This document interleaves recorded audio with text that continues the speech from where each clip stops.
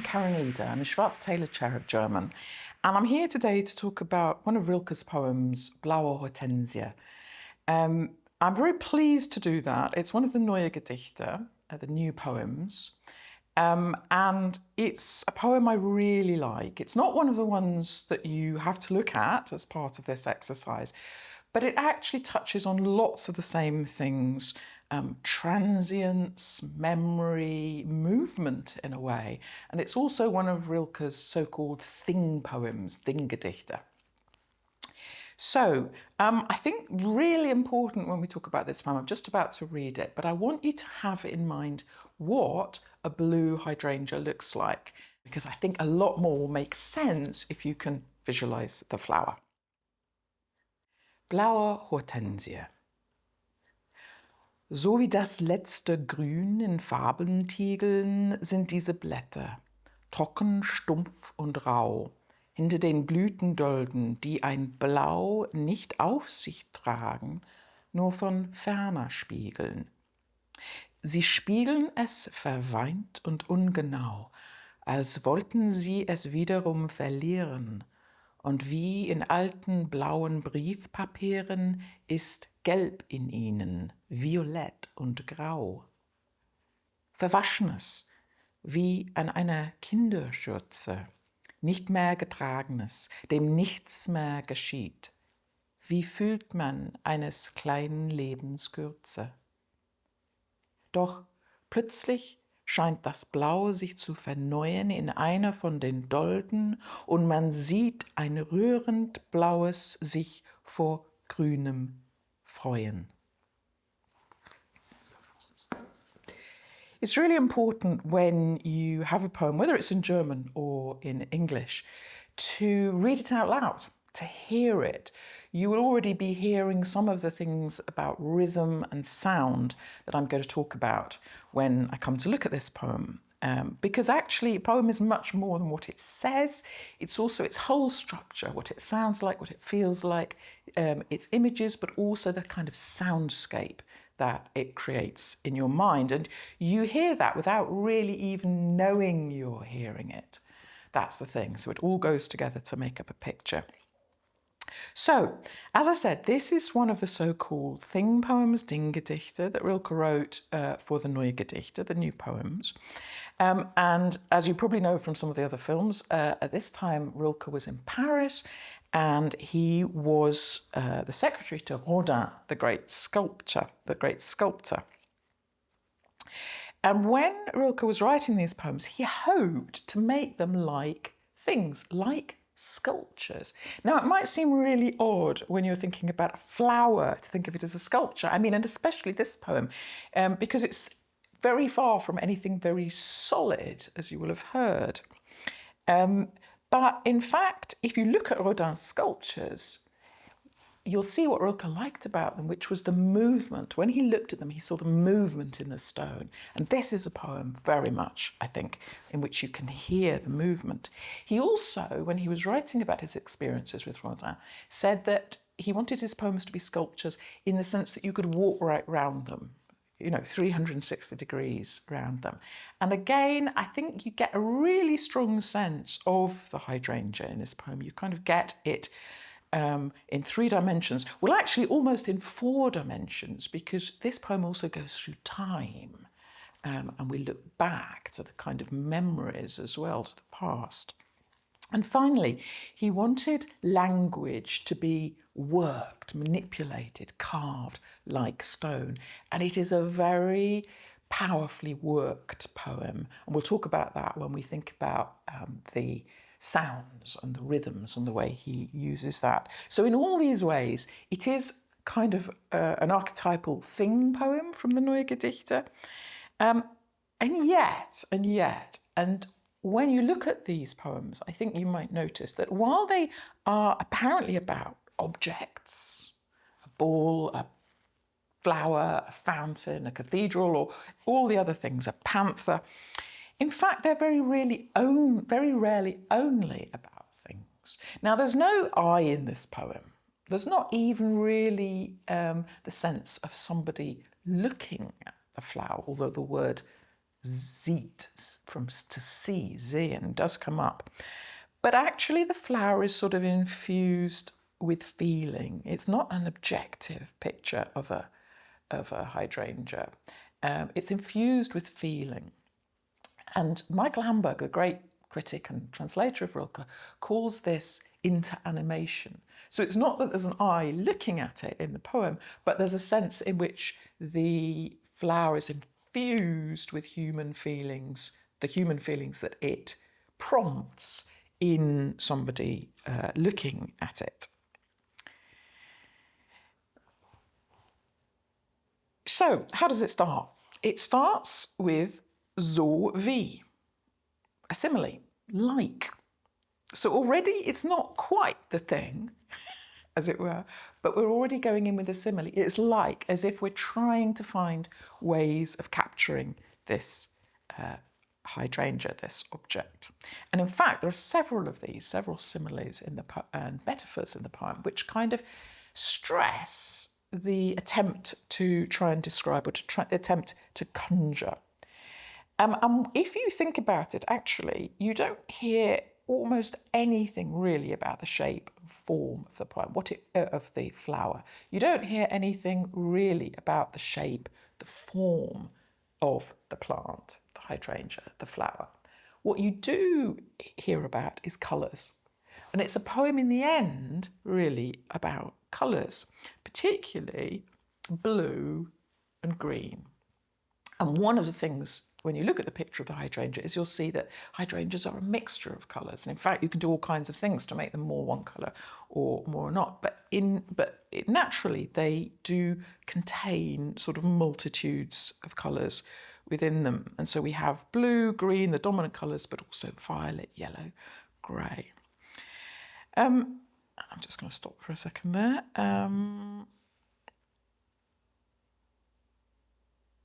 Okay. Violet, yellow, grey. So that it gives an impression of the flower, an impression of colour. And in fact, just at this time, Rilke was also very much enjoying looking at Cézanne. So if you look at Paul Cézanne's paintings, you might see this idea of impressionism, not the thing itself, but an impression of it. How are the colours characterised? We start off with the green, but it is das letzte Grün, so wie das letzte Grün in Farbentiegeln. So the last green, the final bit of green in paint pots. Achtung, here's something that also immediately makes us think of painting and art. And this green of the leaves is dry, dull and rough. And then introduce the blue of the umbrals coming forward, but it's not blue itself. It's as if the petals are reflecting a blue from somewhere else, from far away. Spiegeln, to reflect. So again, another word that one might think is about looking, but is also possibly about poetry. They reflect it, and here we begin to see the feelings introduced in the poems, verweint und ungenau. So tear-stained, vaguely. There's something kind of very blurry about this image, isn't there? It's not a precise image, but kind of slightly blurred, slightly impressionistic again. As if they wanted to lose it. That's a very odd image, as if they wanted to lose the blue. So that would mean that the petals are kind of tending towards decay, tending towards disappearing. And here we come back to this idea of old things again. And like in, another simile, in old blue pieces of letter writing paper, there is yellow in them, violet and grey. So we've got the last green, the old blue letter writing paper.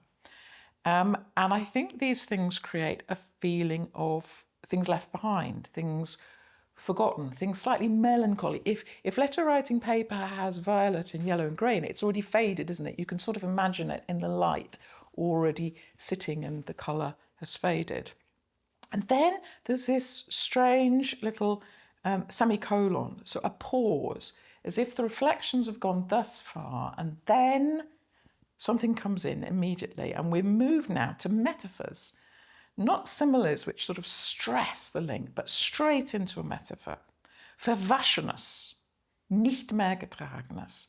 So verwaschenes is an adjectival noun meaning faded things, like a child's apron. Nicht mehr getragenes, things that aren't worn anymore, aren't used anymore, that are put away, nothing happens to them anywhere. So this is intensifying, isn't it? This sense of things lost, things forgotten, things put away. But moving it into the human realm even further. So we've got the old letters, the old letter paper, the old apron, a child's apron, things set aside. And then we come to a kind of statement which comes sort of out of all this reflection and could be the end of the poem. Wie fühlt man sich eines kleinen Lebenskürze? How one feels the brevity of a small life. And that sums up really, doesn't it? It's about transience, it's about these colours, these mixtures of colours have prompted Rilke to think about fading, about transience, about time passing, and that seems to sum it up. But the poem doesn't end there. It uses the particular structure of the sonnet to have a turn or a volta. And if you look at sonnet forms, quite often the last strophe, or sometimes the last two, there's a turn. And here we have it, doch plötzlich, but suddenly, and the poem seems having sort of gone into this kind of fade and this softness and this blur, suddenly a bright and vivid blue comes forward, seems to refresh itself, renew itself in one of the umbrals. Ein rührend blaues, verneuen, all these words for kind of renewal and energy, a moving blue, a touching blue, which ends up, and this is really odd line, ein rührend blaues sich vor grünem freuen. Now, what does that mean? And if you look at the translations, they all think it means something different. So a touching blue, a moving blue, rejoices vor grünem. Now, you could think of all the examples where for is used to suggest a kind of feeling. So it could be that it's rejoicing with green. But that's very odd, isn't it?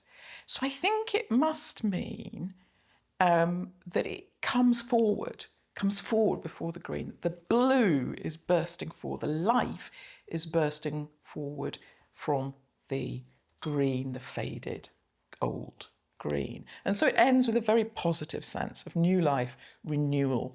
All of this just in the picture of the hydrangea. Now, what about the form of the poem? And I really feel strongly, I said at the beginning that form is part of the poem, but I don't think you should get worried about it. The thing is to ask yourself, what aspects of the sound or the language or the images or the rhythm of the poem support some of the things you've noticed when you're reading it? To start with, it seems to me important to say that it's a sonnet, which is the kind of strictest form. It is rhythmically very regular. So it's 5 beats, iambic pentameter. So wie das letzte Grün in Farben tiegeln, sind diese Blätter trocken, stumpf und rau. And it's actually really quite regular. So the point when you notice a regular rhythm like that, which gives it a feeling of unity and wholeness, is to look for where it changes, for where it goes wrong. And there are a couple of places it does that. And I think the point is then to ask yourself why. Why has Rilke changed the rhythm there? What effect does it have? So just to give you an example, second strophe and so on. Und wie in alten blauen Briefpapieren ist gelb in ihnen violett und grau, verwaschenes wie an einer Kinderschürze, nicht mehr getragenes. Verwaschenes. Did you hear the way the rhythm changed? So you get a stress right at the beginning there. So it draws attention to it. So we've had that pause and then something new comes and it's drawn attention to by the change in rhythm. So have a look and see if you notice places where the rhythm changes and why Rilke has done that.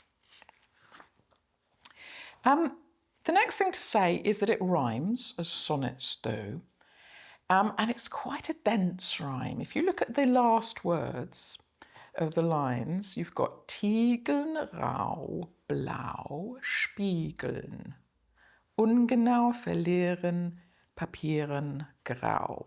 So you've got the same rhyme, rau, blau, grau, and ungenau coming in the first two strophes there. Quite similar ones, spiegeln and tiegeln, and then verlieren and briefpapieren.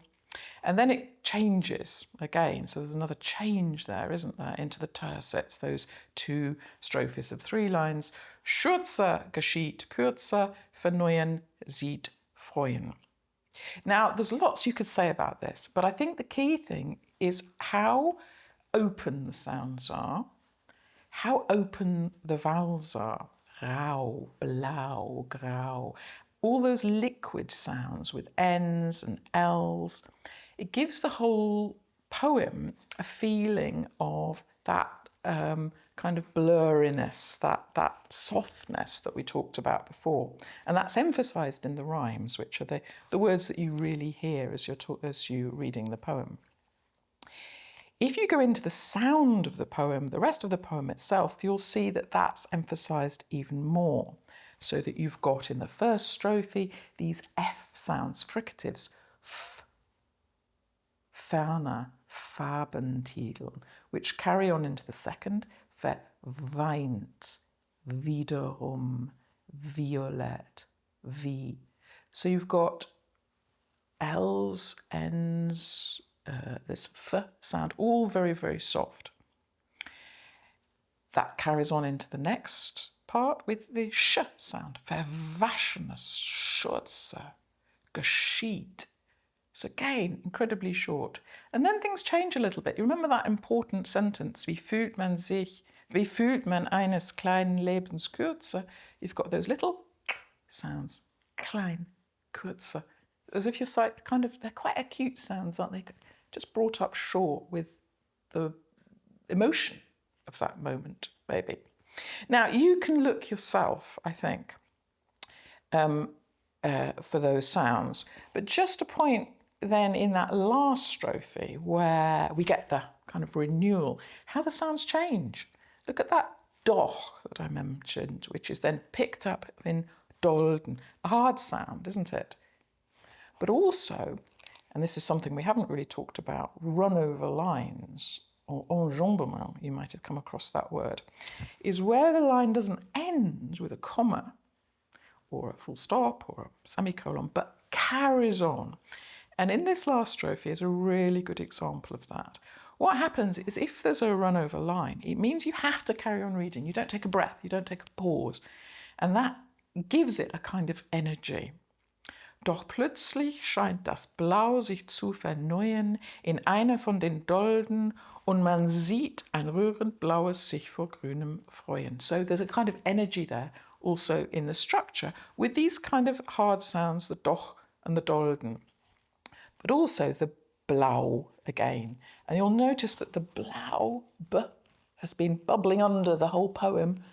Blau, Briefpapier, and so on and so on. And so suddenly it bursts forward in twice blau and blau in the last strophe. So it's been kind of building up that energy to suddenly appear. There's so much more I could say, but I just want to finish really on that. You'll notice similar effects in all the poems you're looking at. But what do we make of a poem like this? It's a picture of a hydrangea, which isn't really a picture of a hydrangea in some ways. It's a picture of colours. And some people have written all kinds of interpretations about how green is death and dying and blue is life, and it's all about the cycle of life. I'm not really sure about that. But what it is, I think, is a sense of how looking at even something quite small can make you reflect on human life, on transience, on human feelings. And also, finally, I guess for me, most of Rilke's poems are about poetry. And I think this one might be too. I mentioned the artist's paint pot at the beginning and the spiegeln, reflect.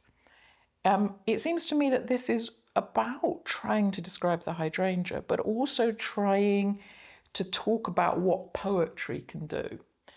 Rilke talked about how poetry could rescue the objects around us from transience, the things that die away, and recreate them invisibly within us. And that's what this does, isn't it? Even if you hadn't seen a hydrangea before, Rilke's captured a hydrangea that he saw and set it down in a poem so that it arises within us and we see it and we follow the same reflections as he has done and feel some of those things. So it's, in a sense, I think it's about the possibilities of poetry and what it can do to and for you. And that's, I guess, the best that one can hope for in a poem.